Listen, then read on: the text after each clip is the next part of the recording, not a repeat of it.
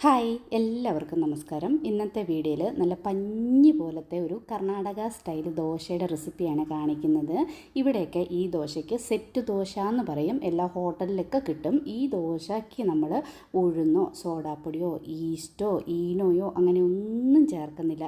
പഞ്ഞി പോലത്തെ ദോശയും അതിന് കോമ്പിനേഷനായിട്ട് നല്ലൊരു ടേസ്റ്റി ആയിട്ടുള്ള കർണാടക സ്റ്റൈൽ കടലക്കറിയുടെ റെസിപ്പിയും കാണിക്കുന്നുണ്ട്. ഈ കടലക്കറി നമുക്കിപ്പോൾ പുട്ടിൻ്റെ കൂടെയോ ഇടിയപ്പത്തിൻ്റെ കൂടെയൊക്കെ കഴിക്കാം. അപ്പോൾ എൻ്റെ ഈ വീഡിയോ കണ്ടുകൊണ്ടിരിക്കുമ്പോൾ നിങ്ങൾക്ക് ഇഷ്ടപ്പെട്ടാൽ ലൈക്ക് ചെയ്യാനും ഷെയർ ചെയ്യാനും സപ്പോർട്ട് ചെയ്യാനും മറക്കരുത്.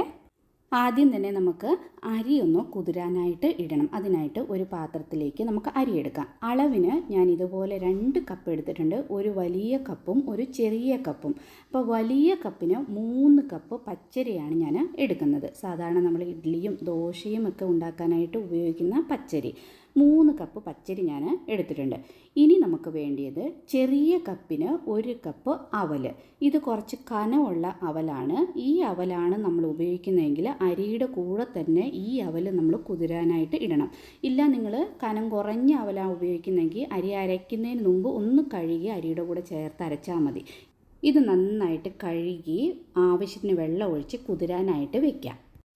അതുപോലെ തന്നെ വേറെ ഒരു പാത്രം എടുത്തിട്ട് ആ പാത്രത്തിൽ ചെറിയ കപ്പിന് 1 കപ്പ് ചവ്വരി, നമ്മൾ പായസമൊക്കെ ഉണ്ടാക്കാനായിട്ട് ഉപയോഗിക്കുന്ന ചവ്വരി ഉണ്ടല്ലോ, അത് 1 കപ്പ് എടുത്തിട്ടുണ്ട്.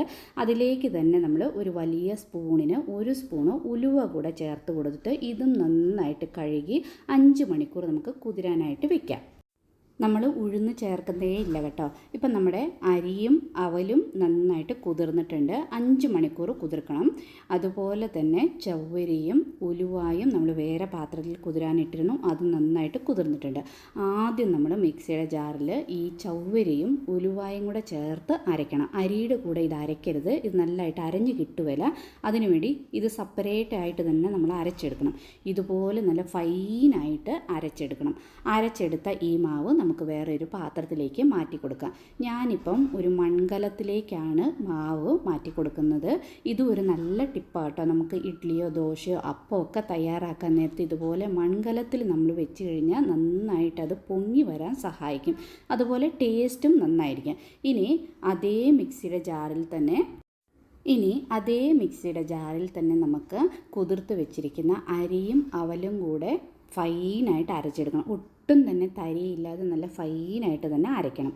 അരച്ച മാവ് നമ്മൾ ആദ്യം ചവ്വരിയും ഉലുവായും അരച്ച് വെച്ചിട്ടുണ്ട്, അതിൻ്റെ കൂടെ തന്നെ ചേർത്ത് കൊടുക്കുക. ഞാനിപ്പം 3 ബാച്ചായിട്ടാണ് അരച്ചത്. ആദ്യം ചവ്വരിയും ഉലുവായും അരച്ചു, രണ്ടാമതൊരു ബാച്ച് അരി അരച്ചു, മൂന്നാമതൊരു ബാച്ചും കൂടെ അരി അരച്ചു. ഇനി മിക്സിയുടെ ജാറൊക്കെ കഴുകി ഒരു കുറച്ച് വെള്ളം ചേർത്ത് കൊടുക്കാം. ചേർത്ത് കൊടുത്തിട്ട് ഇതുപോലെ നന്നായിട്ട് ഇത് മിക്സ് ചെയ്ത് യോജിപ്പിക്കണം. നമ്മളിപ്പോൾ 2 or 3 ബാച്ചൊക്കെ ആയിട്ടായിരിക്കുമല്ലോ അരയ്ക്കുന്നത്. അപ്പോൾ അത് നന്നായിട്ട് മിക്സ് ആവണം. ഇതുപോലെ നന്നായിട്ട് മിക്സ് ചെയ്ത് ഒരു ഇഡ്ഡലി ദോശയുടെയൊക്കെ മാവിൻ്റെ കൺസിസ്റ്റൻസിയിൽ വേണം ഇത് നമ്മൾ മിക്സ് ചെയ്യാനായിട്ട്. എന്നിട്ട് ഇത് മൂടി വെച്ച് ഓവർ നൈറ്റ് നമുക്കിത് റെസ്റ്റ് ആകാനായിട്ട് വെക്കാം.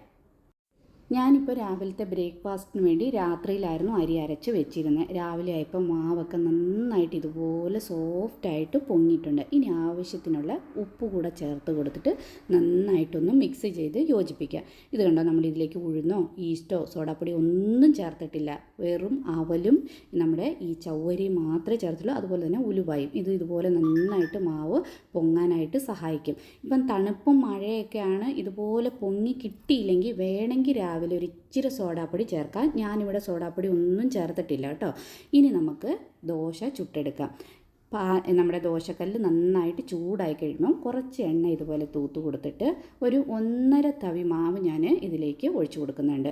ഒത്തിരി മാവ് വേണ്ട, പിന്നെ ഒത്തിരി അങ്ങ് സ്പ്രെഡ് ചെയ്ത് വലുതാക്കുകയും വേണ്ട. ഇതുപോലെ മാവ് ഒഴിച്ച് കൊടുത്തിട്ട് ഒരു 2 സെക്കൻഡ് കഴിഞ്ഞ് കഴിയുമ്പോൾ ഇത് മൂടി വെച്ച് ഒരു 4 or 5 സെക്കൻഡ് വെന്താൽ മതി. ഇത് കണ്ടോ, നമ്മുടെ സൂപ്പറായിട്ടുള്ള ദോശ ഇവിടെ റെഡി ആയിട്ടുണ്ട്. ഇത് നമ്മൾ ഈ ദോശയുണ്ടല്ലോ നോൺ സ്റ്റിക്കിൻ്റെ പാനിലേക്ക് ചുട്ടെടുക്കുന്നേക്കാളും ഇതുപോലെ ഇരുമ്പിൻ്റെ പാത്രത്തിൽ ചുട്ടെടുക്കുമ്പോഴായിരിക്കും നല്ലൊരു സോഫ്റ്റായിട്ടും ടേസ്റ്റും നല്ല ടേസ്റ്റായിരിക്കും കേട്ടോ. അതുപോലെ നമുക്ക് ബാക്കിയുള്ള ദോശയെല്ലാം പെട്ടെന്ന് നമുക്ക് ചുട്ടെടുക്കാം. ഇതുപോലെ ഇരുമ്പിൻ്റെ ദോശക്കല്ലാകുമ്പം അധികം ചൂടൊന്നും വേണ്ട, പെട്ടെന്ന് ദോശ റെഡിയായി കിട്ടും. ഇതുപോലെ നമുക്ക് 1.5 തവി മാവ് ഒഴിച്ച് കൊടുത്ത് പതുക്കെ ഒന്ന് സ്പ്രെഡ് ചെയ്തിട്ട് ഒരു 2 സെക്കൻഡ് കഴിയുമ്പോൾ ഇതൊന്ന് മൂടി വെച്ച് വേവിച്ചെടുത്താൽ മതി. ഇനി ഈ ദോശയ്ക്ക് നല്ലൊരു കോമ്പിനേഷനായ കടലക്കറിയുടെ റെസിപ്പി ഞാൻ കാണിച്ചു തരാവേ. നല്ല ടേസ്റ്റ് ആട്ടോ ഈ കടലക്കറിക്ക്. രാത്രി തന്നെ ഞാൻ കടല വെള്ളത്തിൽ കുതിരാനായിട്ട് ഇട്ടിട്ടുണ്ടായിരുന്നു. രാവിലെ ഈ കടല നമുക്കൊരു പ്രഷർ കുക്കറിലേക്ക് ചേർത്ത് കൊടുക്കാം. കടല നന്നായിട്ട് കുതിരണം കേട്ടോ. ഒരു 7-8 മണിക്കൂറെങ്കിലും കുതിർന്നാലാണ് കടല നമുക്ക് നന്നായിട്ട് വെന്ത് കിട്ടുക. പ്രഷർ കുക്കറിലേക്ക് കടല ചേർത്ത് കൊടുത്തു. ഇനി നമുക്കിതിലേക്ക് ഒരു 2 പച്ചമുളക് ചേർത്ത് കൊടുക്കാം. ഒരു ചെറിയ സവാള ചെറുതായിട്ട് അരിഞ്ഞത് ഇതിലേക്ക് ചേർത്ത് കൊടുക്കാം. ഒരു കുറച്ച് ഇഞ്ചി ചെറുതായിട്ട് അരിഞ്ഞത് ഇതിലേക്ക് ചേർത്ത് കൊടുക്കാം. അതുപോലെ തന്നെ വെളുത്തുള്ളി കൂടെ ചേർത്ത് കൊടുത്തു.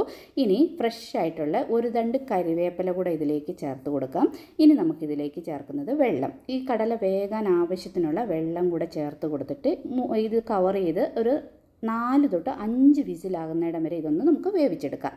ഞാനിപ്പോൾ 5 വിസിലടിച്ചു. കടലയൊക്കെ നന്നായിട്ട് വെന്തിട്ടുണ്ട്. ഇത് കണ്ടോ, നന്നായിട്ട് വെന്ത് കിട്ടിയിട്ടുണ്ട്. ഇതൊന്ന് തണുക്കാനായിട്ട് ഒരു സൈഡിലേക്ക് മാറ്റി വെക്കാം. ഇനി നമുക്ക് ഇതിനൊരു മസാല തയ്യാറാക്കണം. അതിനായിട്ട് കുറച്ച് ചിരകിയ തേങ്ങ എടുത്തിട്ടുണ്ട്. മിക്സിയുടെ ജാറിലേക്ക് നമുക്ക് ഈ തേങ്ങ ചേർത്ത് കൊടുക്കാം. ഇനി നമ്മൾ ഇതിലേക്ക് ചേർത്ത് കൊടുക്കുന്നത് നമ്മൾ വേവിച്ച് വെച്ചിരിക്കുന്ന കടലയുണ്ടല്ലോ, ആ കടലയിൽ നിന്ന് ഒരു 1.5 തവി കടല നമ്മൾ ഇതിലേക്ക് ചേർത്ത് കൊടുക്കണം. അതിൻ്റെ കൂടെ നമ്മൾ സവാള, വെളുത്തുള്ളി, ഇഞ്ചി, പച്ചമുളക്, കരിവേപ്പില എല്ലാം ചേർക്കണം. അത് എല്ലാം കൂടെ കുറേശ്ശെ ഇതിലേക്ക് ചേർത്ത് കൊടുത്തിട്ട് നല്ല ഫൈനായിട്ട് ഇതുപോലെ അരച്ചെടുക്കുക. എന്നിട്ട് ഇത് മാറ്റി വെക്കുക. ഇനി കുറച്ച് പൊടികൾ വേണം. അതിനുവേണ്ടി ആദ്യം ഒരു പാത്രത്തിലേക്ക് ഒരു ഏലക്ക, 2 പട്ട, കുറച്ച് ഗ്രാമ്പു എടുത്തിട്ടുണ്ട്. ഇനി കുറച്ച് മഞ്ഞൾപ്പൊടി, 2 സ്പൂണ് മുളക് പൊടി, 2 സ്പൂണ് മല്ലിപ്പൊടി, 1 സ്പൂണ് ഗരം മസാലപ്പൊടി കൂടെ എടുത്ത് സൈഡിലേക്ക് നമുക്ക് മാറ്റി വെക്കാം. ഇനി ഒരു പാൻ നന്നായിട്ട് ചൂടായി കഴിയുമ്പം ഇതിലേക്ക് 3 സ്പൂണ് വെളിച്ചെണ്ണ, എണ്ണ നിങ്ങളുടെ ആവശ്യത്തിന് ചേർത്ത് കൊടുക്കാം. എന്നിട്ട് ഇതിലേക്ക് ഫ്രഷ് ആയിട്ടുള്ള കരിവേപ്പില ആദ്യം തന്നെ ചേർത്ത് കൊടുക്കണം. ഇനി സ്ലോ ഫ്ലെയിമിൽ വെച്ചിട്ട് ഈ കരിവേപ്പിലയുടെയൊക്കെ നല്ല വറന്ന ഒരു സ്മെല്ല് വന്നു കഴിയുമ്പോൾ നമ്മൾ എടുത്തു വെച്ചിരിക്കുന്ന പൊടികൾ ഇതിലേക്ക് ചേർത്ത് കൊടുക്കുക. കരിയാതെ ശ്രദ്ധിക്കണേ. സ്ലോ ഫ്ലെയിമിൽ വെക്കണം, ഇല്ലെങ്കിൽ സ്റ്റൗ ഒന്ന് ഓഫ് ചെയ്താലും കുഴപ്പമില്ല. എന്നിട്ട് ഇതുപോലെ ഒന്ന് വറുത്തെടുത്തിട്ട് നല്ലൊരു സ്മെല്ല് വരും. ഇതിലേക്ക് ചെറുതായിട്ട് അരിഞ്ഞ് ചെറിയൊരു തക്കാളി കൂടെ ചേർത്ത് കൊടുക്കുക. ചേർത്തിട്ട് നന്നായിട്ട് ഇതുപോലെ ഒന്ന് വഴറ്റിയെടുക്കണം. ആ തക്കാളിയൊക്കെ നന്നായിട്ട് വഴന്ന് കഴിയുമ്പോൾ നമ്മൾ വേവിച്ച് വെച്ചിരിക്കുന്ന കടലയുണ്ടല്ലോ, അത് ഇതിലേക്ക് നമുക്ക് ചേർത്ത് കൊടുക്കാം. ചേർത്ത് കൊടുത്തിട്ട് എല്ലാം നന്നായിട്ടൊന്ന് മിക്സ് ചെയ്ത് ആ മസാലയൊക്കെ എല്ലായിടത്തും ഒന്ന് പറ്റുന്ന പോലെ ഇതായിട്ട് ഒന്ന് ചെറുതായിട്ടൊന്ന് തിളയ്ക്കാൻ തുടങ്ങണം. ചെറുതായിട്ടൊന്ന് തിളയ്ക്കാൻ തുടങ്ങിക്കഴിയുമ്പം നമ്മൾ അരച്ച് വെച്ചിരിക്കുന്ന മസാലയുണ്ടല്ലോ, ആ മസാല ഇതിലേക്ക് നമുക്ക് ചേർത്ത് കൊടുക്കാം. അരപ്പിപ്പം ഞാൻ ചേർത്ത് കൊടുക്കുകയാണ്. നല്ല തിക്കായിട്ടുള്ള അരപ്പാണ്. നമ്മൾ കടലയൊക്കെ കൂട്ടിയാണല്ലോ അരച്ചത്, അപ്പോൾ നല്ല ായിട്ടുള്ളൊരു മസാലയാണിത്. ഇതുപോലെ നമ്മൾ മിക്സിയുടെ ജാറും കഴുകി കുറച്ച് വെള്ളം, ഇതിപ്പോൾ നമുക്ക് ചപ്പാത്തിക്കൊക്കെ കഴിക്കുവാണെങ്കിൽ വെള്ളം കുറച്ചൊഴിച്ചാൽ മതി. അതുപോലെ തന്നെ ദോശയ്ക്കോ ഇടിയപ്പത്തിനോ ഒക്കെ കഴിക്കുവാണെങ്കിൽ കുറച്ച് നമുക്ക് വെള്ളം കൂട്ടിച്ചേർക്കാം. ഇപ്പോൾ ചപ്പാത്തിക്കൊക്കെ നല്ല അടിപൊളിയായിട്ടുള്ളൊരു കറിയാണ്. അപ്പോൾ വെള്ളം നമുക്ക് ഇഷ്ടാനുസരണം ഇതിലേക്ക് ചേർത്ത് കൊടുക്കുക. ഞാനിപ്പോൾ ഒരു കുറച്ച് വെള്ളം ചേർത്തിട്ടുണ്ട്. ഇനി ആവശ്യത്തിനുള്ള ഉപ്പ് കൂടെ ചേർത്തിട്ട് നന്നായിട്ടൊന്ന് മിക്സ് ചെയ്ത് ഇത് മൂടി വെച്ചൊന്ന് തിളപ്പിക്കുക. ഇതുകൊണ്ട് നന്നായിട്ട് തിളച്ചിട്ടുണ്ട്. ആൽമോസ്റ്റ് നമ്മുടെ കറി റെഡിയായി. ഒന്നുകൂടി ഒന്ന് നന്നായിട്ടൊന്ന് മിക്സ് ചെയ്ത് യോജിപ്പിച്ചിട്ട് നിങ്ങളുടെ കയ്യിൽ ഉണ്ടെങ്കിൽ കസൂരി മേത്തി കൈ കൊണ്ട് ഇതുപോലെ ഒന്ന് പൊടിച്ചിട്ട് ഇതിലേക്ക് ചേർത്ത് കൊടുക്കുക. കസൂരി മേത്തി ഇല്ലെങ്കിൽ മല്ലിയില ചേർത്ത് കൊടുത്തിട്ട് സ്റ്റൗ ഓഫ് ചെയ്താൽ മതി. നല്ല സൂപ്പറായിട്ടുള്ള കടലക്കറിയും റെഡിയായി.